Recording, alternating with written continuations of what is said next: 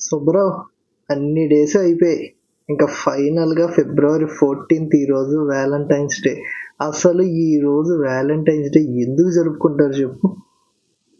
Valentine's day అనేది ప్రేమను మరియు అనురాగాన్ని జరుపుకునే ఒక ప్రత్యేకమైన రోజు.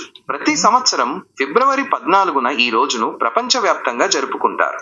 ఈ రోజున ప్రజలు తమ ప్రియమైన వారికి తమ ప్రేమను వ్యక్తపరుస్తారు.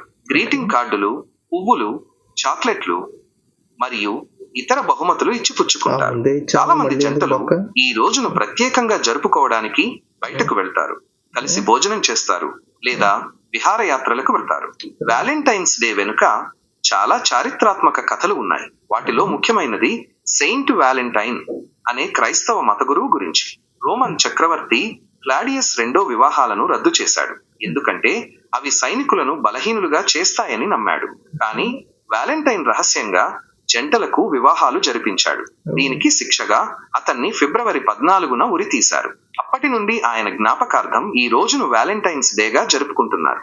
ఏదేమైనా వ్యాలంటైన్స్ డే అనేది ప్రేమను మరియు అనురాగాన్ని జరుపుకునే ఒక అందమైన రోజు. ఇది కేవలం ప్రేమికులకు మాత్రమే కాదు, స్నేహితులకు మరియు కుటుంబ సభ్యులకు కూడా తమ ప్రేమను వ్యక్తపరచడానికి ఒక మంచి అవకాశం.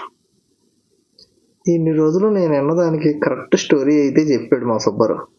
సో మీరేమంటారు? కింద కామెంట్ చేయండి.